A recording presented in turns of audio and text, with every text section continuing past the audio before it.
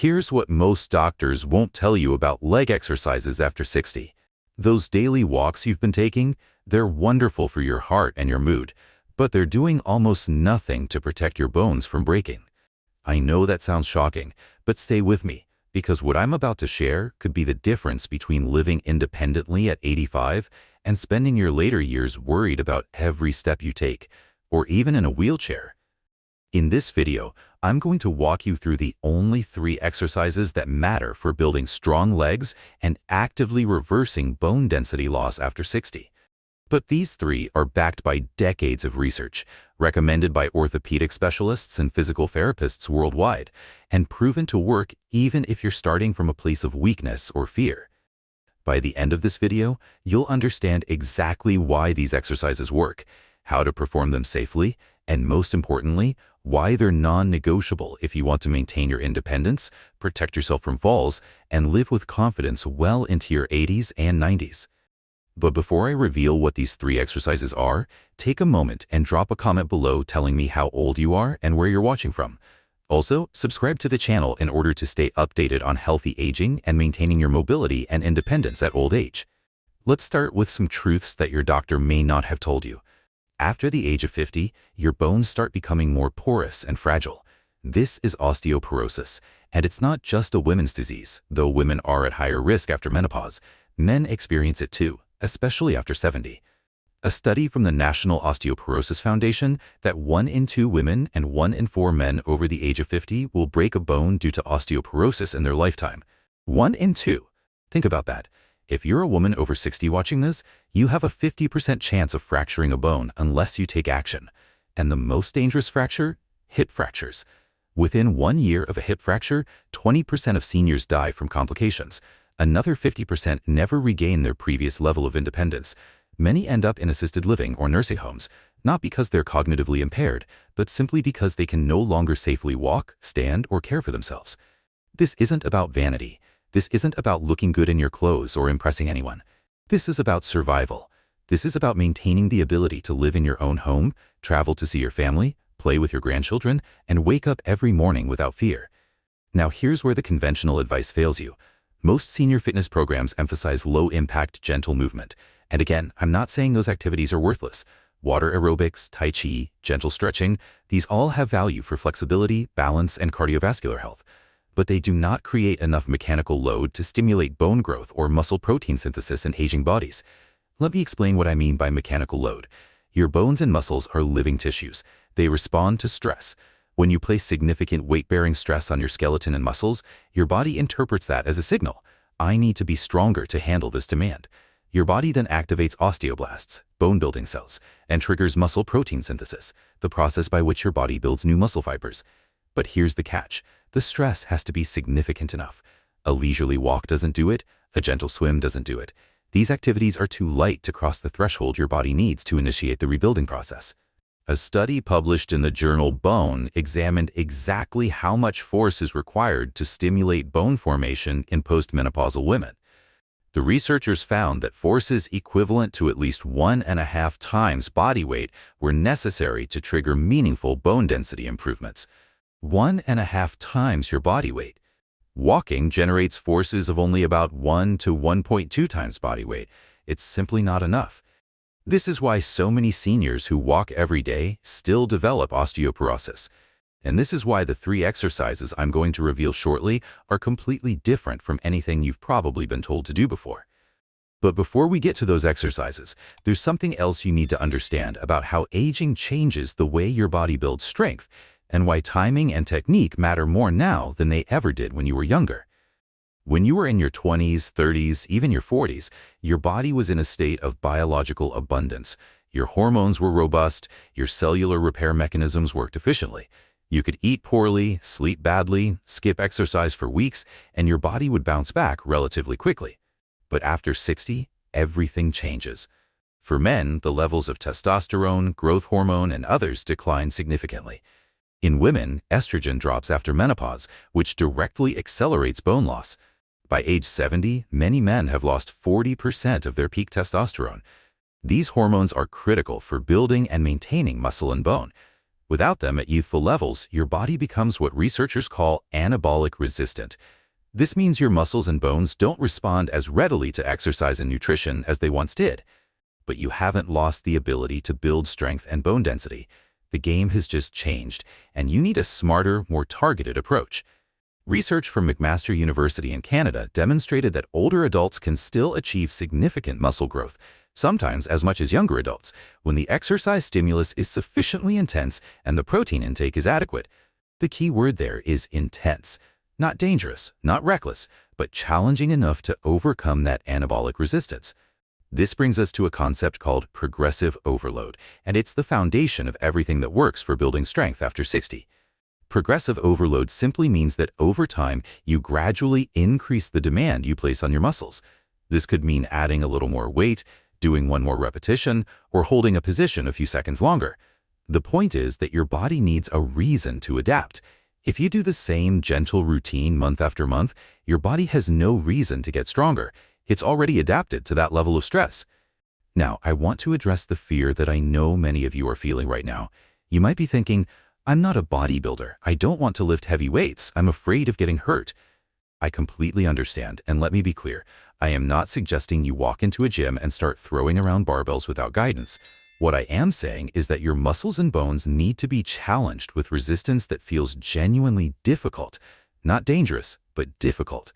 For some of you, that might mean bodyweight exercises. For others, it might mean light dumbbells or resistance bands. The specific weight doesn't matter as much as the principle. The exercise should feel challenging by the last few repetitions. You should feel your muscles working hard. That's the signal your body needs. Weak legs make everything harder. Walking becomes exhausting, standing for any length of time becomes uncomfortable, playing with grandchildren becomes something you avoid because you're worried about keeping up or getting up from the floor. But when your legs are strong, life opens up again. You have the stamina to walk through a museum, explore a new city on vacation, or simply stand comfortably while cooking a meal. You stop avoiding activities you love because you're afraid of fatigue or instability. There's also emerging research connecting leg strength to cognitive health. A study from King's College London found that leg strength in middle age was a better predictor of cognitive aging than any other lifestyle factor they measured. The researchers followed twins for 10 years and discovered that the twin with stronger legs at the start of the study had significantly better cognitive function a decade later. Why would leg strength affect brain health? The leading theory is that strong muscles, particularly large muscle groups like those in the legs, act as metabolic organs. They regulate blood sugar, reduce inflammation, and produce proteins called myokines that have protective effects on the brain. So when you strengthen your legs, you're not just preventing fractures and falls. You're potentially protecting your memory, your mental sharpness, and your overall longevity. And that brings me to one final point before we get to the 3 exercises: sleep. Many seniors struggle with sleep quality. You might wake up multiple times during the night, struggle to fall back asleep, or wake up feeling unrested. There are many causes of poor sleep in older adults, but one often overlooked factor is insufficient physical challenge during the day.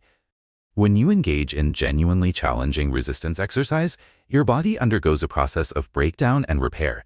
That repair happens primarily during deep sleep.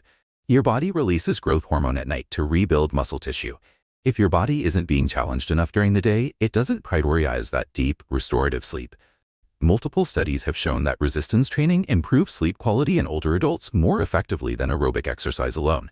The participants in these studies report falling asleep faster, staying asleep longer, and waking up feeling more refreshed. So strengthening your legs isn't just about preventing disability. It's about enhancing every dimension of your life: your energy, your mood, your sleep, your brain health, and your independence. Now, at this point, I know you're wondering, what are these 3 exercises? I've promised you that I'll reveal them, and I will. But first, I need to explain one more critical concept that will determine whether these exercises work for you or not.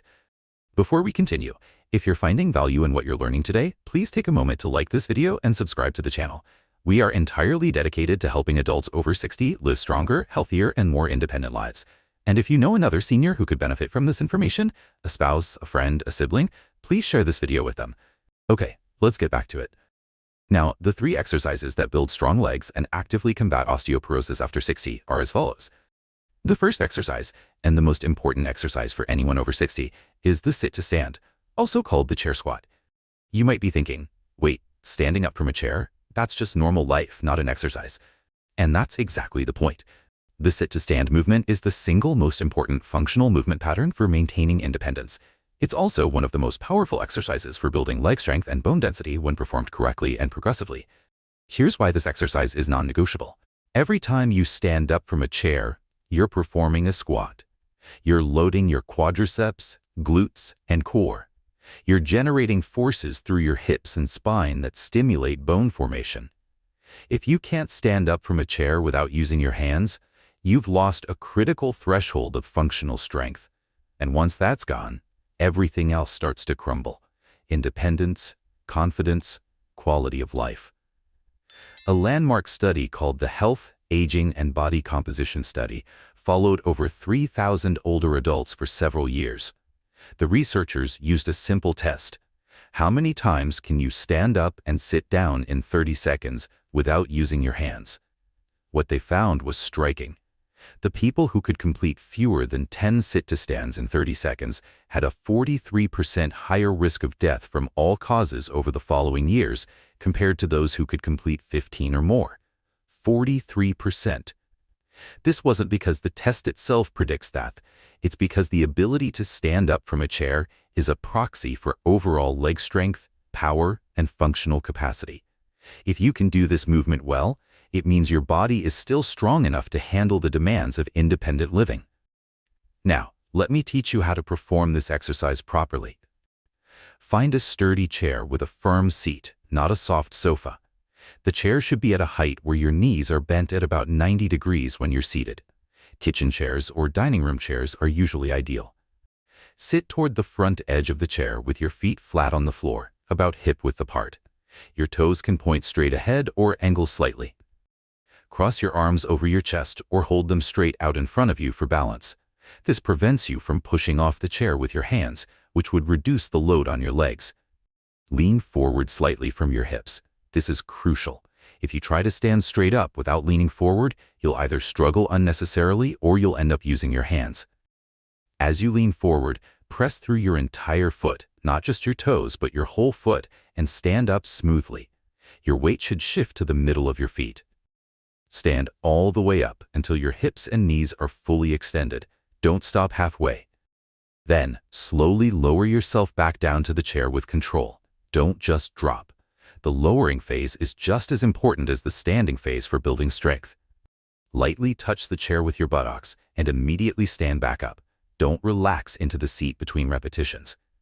Don't let your knees cave inward. Keep them tracking in line with your toes. Don't lean back as you stand. You should lean forward first, then drive straight up. Don't hold your breath. Exhale as you stand up, inhale as you lower down. Don't rush. This isn't about speed. It's about control and muscle tension. If you can't perform this movement without hands, that's okay. Start by placing your hands lightly on the armrests or on your thighs for assistance. Each week, try to rely on your hands a little less until you can complete the movement unassisted.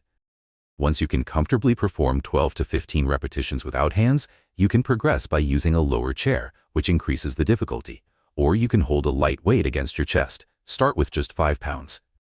If you're already quite strong, you can progress to single leg variations or add a pause at the bottom position to increase time under tension. Start with 3 sets of 8 to 10 repetitions. Rest for 1 to 2 minutes between sets. As you get stronger, work up to 3 sets of 12 to 15 repetitions. The sit-to-stand loads your quadriceps, glutes, hamstrings, and core simultaneously.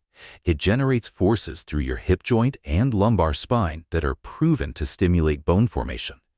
A study in the Journal of Strength and Conditioning Research found that regular sit-to-stand training increased bone mineral density in the hips and lumbar spine of postmenopausal women by an average of 3 to 4% over 12 months. That might not sound like much, but in the world of osteoporosis prevention, that's a massive improvement. This exercise also trains balance, coordination, and the specific movement pattern you use dozens of times every day. You're not just getting stronger in theory, you're directly improving your ability to function in real life. Now let's move to the second exercise. The second essential exercise is the standing heel raise, also called the calf raise. Your calf muscles, specifically the gastrocnemius and soleus, are often neglected in senior fitness programs, and that's a critical oversight. Here's why your calves matter more than you might think. Your calves are the primary muscles responsible for pushing off the ground when you walk. They're essential for balance and stability, and they play a crucial role in preventing forward falls, which are among the most dangerous types of falls for seniors. When you start to fall forward, your calf muscles contract rapidly to pull you back into balance. If they're weak, you're more likely to end up on your face or your hands, which can result in wrist fractures, facial injuries, and head trauma. But there's another reason calf strength matters: circulation. Your calf muscles act as a pump for venous blood returning from your lower legs back to your heart. When your calves contract, they squeeze the veins and propel blood upward. If they're weak or inactive, blood can pool in your lower legs, leading to swelling, varicose veins, and an increased risk of blood clots. Strong calves mean better circulation, less swelling, and healthier legs overall. Let me teach you how to perform the standing heel raise properly. Stand facing a wall or sturdy counter with your feet about hip-width apart. Place your fingertips lightly on the wall or counter for balance, but don't lean on it heavily. The goal is to use minimal assistance. Stand tall with your weight evenly distributed across both feet. Keeping your legs straight but not locked, press through the balls of your feet and rise up onto your toes as high as you can. Really reach for the ceiling. Get as much height as possible. Pause for 1 full second at the top. This pause is crucial. It ensures you're using muscle strength, not momentum. Then, slowly lower your heels back to the floor with control. Take 2 to 3 seconds to lower down. The slow lowering phase is where much of the strength building happens. As soon as your heels touch the floor, immediately rise back up for the next repetition. Don't rest at the bottom. Don't bend your knees. This is a calf exercise, not a squat. Your knees should remain straight throughout. Don't bounce. This should be a slow, controlled movement, especially on the way down. Don't roll to the outside or inside of your feet. Keep your weight centered over the balls of your feet. Don't hold your breath. Breathe naturally throughout the movement.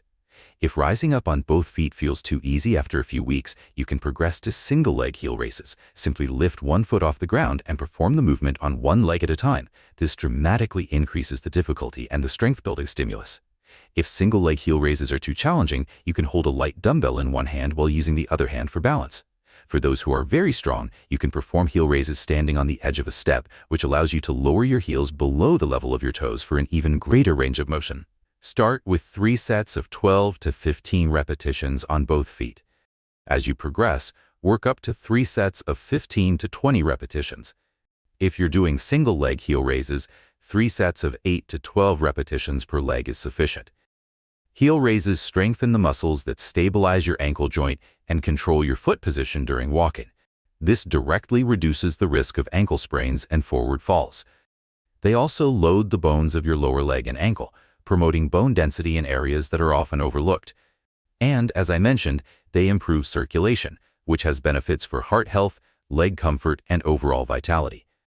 Now, let's move to the third and final exercise, the one that ties everything together. The third essential exercise is the standing hip extension, sometimes called the standing glute kickback. Your glutes, the muscles of your buttocks, are the largest and potentially strongest muscles in your body. They're responsible for hip extension, which means moving your leg backward behind your body. And they're absolutely critical for walking, standing from a seated position, climbing stairs, and maintaining upright posture. Here's the problem. For most seniors, the glutes are chronically underused and weak. We spend hours sitting every day, which puts the glutes in a lengthened, inactive position. Over time, they essentially turn off. This is sometimes called gluteal amnesia. When your glutes are weak, other muscles have to compensate, usually your lower back and your hamstrings. This leads to back pain, poor posture, and increased fall risk. But when your glutes are strong and active, everything changes. Your posture improves, your lower back pain often diminishes or disappears, your walking becomes more efficient and powerful, and your risk of falling drops significantly. A study published in the Journal of Orthopedic and Sports Physical Therapy examined the relationship between hip strength and fall risk in older women. The researchers found that women with weak hip extensors, the glutes, were 3 times more likely to experience a fall than women with strong hip extensors. 3 times. Let me teach you how to perform the standing hip extension properly. Stand facing a wall or sturdy counter with your feet about hip-width apart. Place your hands on the wall or counter for balance. Stand tall with your core engaged and your spine neutral. Don't arch your back or lean forward. Keeping your knees straight, slowly lift one leg straight back behind you. Focus on squeezing your glute muscle as you lift. The movement should come from your hip, not from arching your lower back. You don't need to lift your leg very high. 6 to 12 inches off the ground is plenty. The key is to feel your glute muscle contracting, not to achieve maximum height. Pause for 1 full second at the top, really squeezing your glute. Then, slowly lower your leg back to the starting position with control. Complete all repetitions on one leg before switching to the other leg. Don't arch your lower back. This is the most common mistake. If you feel this movement in your lower back instead of your glutes, you're arching too much. Reduce the height of the leg lift and focus on keeping your spine neutral. Don't lean forward. Your torso should remain upright throughout the movement. Don't bend the knee of the working leg. Keep it straight. Don't swing your leg. This should be a slow, controlled movement using muscle strength, not momentum. Once you can comfortably perform 15 to 20 repetitions per leg, you can add resistance by using ankle weights or a resistance band looped around your ankles. Start with very light resistance, 1 or 2 pounds is enough, and gradually increase over time. Another progression is to perform the movement more slowly. Try taking 4 seconds to lift the leg, pause for 2 seconds, and take 4 seconds to lower it. This increases time under tension and builds greater strength. Start with 3 sets of 10 to 12 repetitions per leg. Work up to 3 sets of 15 to 20 repetitions per leg. The standing hip extension directly targets the glutes, which are essential for hip stability, fall prevention, and functional movement. It also improves hip mobility and helps counteract the hip flexor tightness that develops from prolonged sitting. By strengthening your glutes, you reduce the load on your lower back, which can significantly decrease chronic back pain. So there you have it, the only 3 exercises you truly need to build strong legs and combat osteoporosis after 60. These 3 exercises, performed 2 to 3 times per week, will provide a comprehensive stimulus for leg strength, bone density, balance, and functional independence. You don't need a gym membership, you don't need expensive equipment, you don't need to spend an hour exercising. You can complete all 3 exercises in 15 to 20 minutes. Here's a simple weekly schedule you can follow. Monday, all 3 exercises. Tuesday, rest or gentle activity like walking or stretching. Wednesday, rest or gentle activity. Thursday, all 3 exercises. Friday, rest or gentle activity. Saturday, all 3 exercises. Sunday, rest or gentle activity. This gives you 3 strength training sessions per week with adequate recovery between sessions. Now, let me give you some additional practical tips. Warm up before you start. Spend 5 minutes doing some light movement, marching in place, arm circles, gentle leg swings. This increases blood flow to your muscles and prepares your body for exercise. Focus on form first, progression second. It's better to perform these exercises with perfect form using no added resistance than to use heavy weights with poor form. Master the movement pattern first. Strength will come with time. Listen to your body. Some muscle fatigue and mild soreness the day after exercise is normal and expected. That's how you know you've challenged your muscles appropriately. But sharp pain, joint pain, or pain that persists for days is a sign that something is wrong. If you experience this, reduce the intensity, check your form, and consider consulting a physical therapist. Track your progress. Keep a simple notebook where you write down how many repetitions and sets you completed each session. Seeing your progress on paper is incredibly motivating and helps you apply progressive overload systematically. Fuel your body properly. Exercise alone won't build muscle and bone if you're not eating enough protein and calories. Aim for at least 20 to 30 grams of protein at each meal. Good sources include eggs, Greek yogurt, cottage cheese, lean meats, fish, beans, and lentils. And don't forget calcium and vitamin D. These are essential for bone health. Stay consistent. You won't see dramatic changes in a week or even a month. But if you stick with these exercises for 12 weeks, you will notice meaningful improvements in your strength, balance, and confidence. And the research shows that benefits to bone density typically take 6 to 12 months to become measurable. This is a long-term commitment to your health and independence, and it's worth it. Now, let me be clear about something. I'm not telling you to stop walking. I'm not telling you to give up your yoga class or your water aerobics. Those activities still have value. They're good for your cardiovascular health, your flexibility, your mental well-being, and your social connections. What I am saying is that those activities alone are not enough to protect you from the muscle loss and bone loss that come with aging. You need both. You need both to stay functional and independent for the long haul.